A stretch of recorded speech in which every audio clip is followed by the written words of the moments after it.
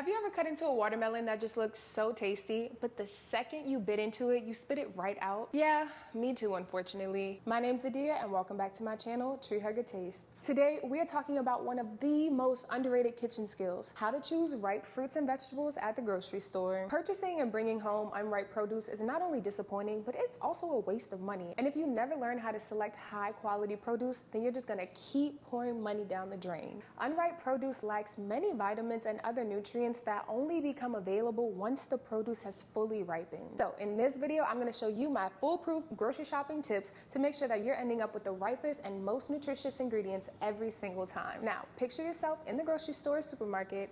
You're walking down the aisles, you're checking out what's available, you're examining what looks appetizing. But unless there's a tasting available, the odds are that you and I must rely on every single sense except taste to determine how delicious the produce will actually be. And that sounds a bit tricky, right? Well, let's talk about how we can use our other senses to avoid the duds and bring home the cream of the crop. Starting off strong, let's talk about how you can use your sense of smell to pick out the ripest and freshest produce. Smell is actually one of the best indicators of ripeness. If it doesn't smell like much, then it probably won't taste like much either. And of course, if the produce has a funky or rancid smell, there are high chances that it has probably spoiled and you should not waste your money on it. When it comes to fruits and vegetables, you can typically smell how fragrant the stem or the peel is in order to check for ripeness. For example, the stem of a melon should smell slightly sweet, while the skin of a bell pepper will smell peppery and maybe even a little bit earthy. If you can't smell it, then there's a good chance it probably needs a couple of days in order to fully ripen. A good thing though is that many fruits and vegetables continue to ripen even after they're harvested. So you can purchase the unripened version,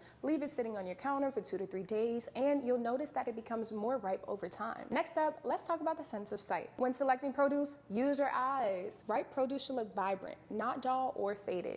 For leafy greens like spinach or kale or even lettuce, you can check for crisp and vibrant leaves. You really want to avoid anything that's yellowing, wilty, or has those brown slimy spots.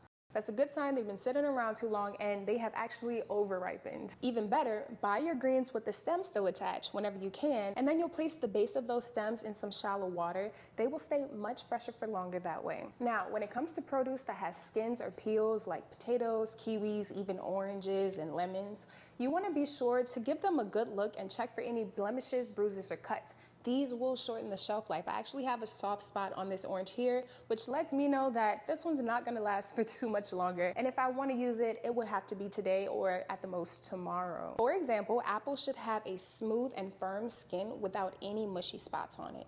And remember, shiny does not always mean better. Some fruits, like apples, are actually coated in a protective wax. So if you notice that your produce is looking unnaturally shiny, try using some of your other senses as well to figure out if that is actually a good choice or not. Bananas are one of those fruits that some people actually enjoy when they're underripe, and some people prefer them only when they are overripe. You can use your sight to determine how ripe a banana is by paying attention to its brown specks, as you can see on these bananas here. These specks can actually give you an idea of how the banana will taste, because as bananas ripen, their starches break down and turn into sugar. So banana peels that are super green with no brown spots, you know they're unripe, and they will have a pretty starchy taste with a firm texture. On the other hand, the more brown spots you see, the softer and sweeter that banana will be. So as you can tell, there's really no right or wrong stage of ripeness to eat a banana at. It does come down to personal preference, but like with any fruit, the riper a banana is, the more or at least different types of nutrients that are going to be available. And now we move on to the sense of touch.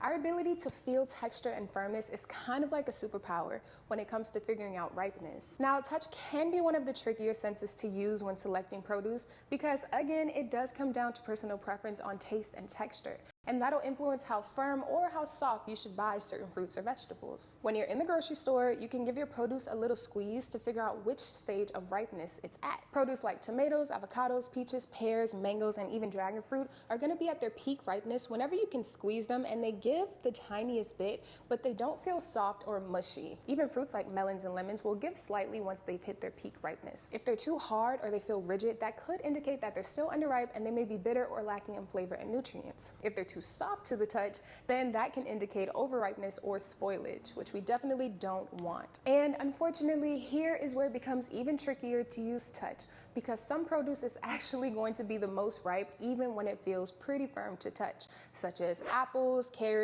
sweet potatoes, bell peppers, and eggplant. In this case, you do want a solid feel. You want them to feel dense with no soft spots, But you also want to make sure that the produce is not too firm and that it does not have like a stretched or abnormally thin looking skin. This could indicate that the produce is still immature and it will be lacking in flavor and water content. You may already know that most of the produce on our shelves are actually imported from other parts of the United States or even from other countries. Unless you're at a farmer's market or a local co-op, the chances are pretty slim that your produce was grown in or even nearby your hometown where you're purchasing it. In fact, according to the U.S. Department of Agriculture, in 2022, Mexico supplied 51% of U.S. fresh fruit imports and 69% of fresh vegetable imports, while Canada supplied 2% of fresh fruit and 20% of fresh vegetable imports. And those percentages continue to grow. And because of this importing process, most of our produce actually has to be picked pretty long before it fully ripens to allow time for processing and transport. So by the time the produce even ends up in our grocery stores, it may have been sitting off of the vine or stem for as much as 2 weeks already. Now, this works out for us as shoppers because there's a lot of produce that continues to ripen after it's harvested, becoming even richer in flavor and softer as they approach their peak ripeness. These are known as climacteric produce. On the other hand, there's also a lot of produce that does not continue to ripen after harvest. Instead, they become mushy or overripe, and they can spoil pretty quickly once you bring them home. If you want to learn more about climacteric and non-climacteric produce, go ahead and download my free produce ripening guide in the description below. That guide also includes all of the tips that I'm sharing in this video, plus some bonus storage hacks to help you preserve ripe produce at home and to ripen climacteric produce at home. I'll leave you guys with a final word of advice. Seasonal and local produce is your best friend.